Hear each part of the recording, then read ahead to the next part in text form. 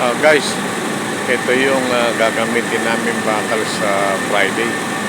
Tatlong segment, tatlong cages. Ang number ito, panel 122. So, ngayon, ginagayak namin ito ngayong gabi. Nilagyan namin ng plastic protection at saka ipinold namin yung dalawa, yung pang ilalim at saka yung panggitna. Nilagyan namin ng ipinold namin guys para pag tutuktong hindi mahirap. So ito yung top cage guys ng panel 122. Yan. Ito yung cage ng panel 122. Ito yung top cage. So inang namin ito guys. Nilagyan namin ng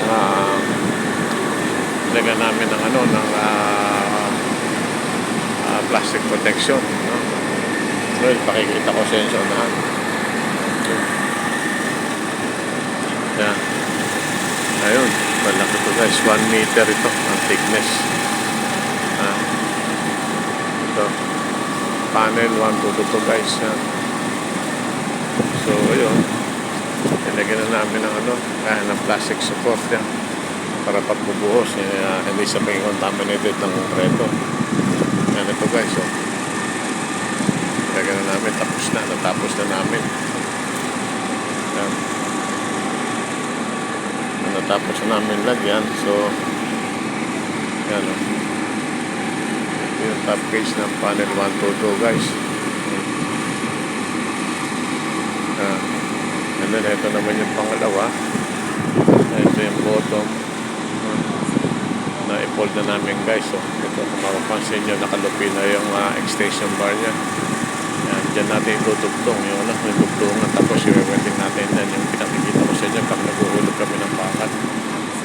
Ayun naman yung pangatlo guys. Ayun sa dulo, na-i-fold na rin namin. Yan. So ito ang ginagawa namin habang nagdi-design kami doon sa panel 126. Yun yung pangatong bakal. So yan, naka-fold na rin guys. Mapansin, naka-fold na rin. So ngayon ito, tatlong cages ito, 35 meters ang lalim nito guys. So yan, hanggang doon. So yan, nakahanda na yan para sa Friday ito guys. Yan. Yung para bukas ng umaga na i-prepare na namin kagabi. Yan guys, panel 122 to, i-prepare namin, so ready na to sa Friday. Ito yung gagamitin namin, tatlong cages ito bali. Yan, i-decide namin guys. Yan, nagdi-design din kami ngayon. Yan. Medyo maliwanag na, may dalawa kaming yan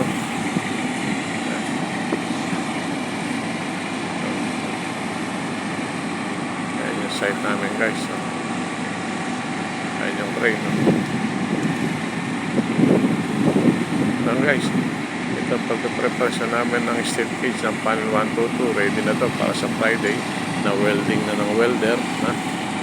At yan.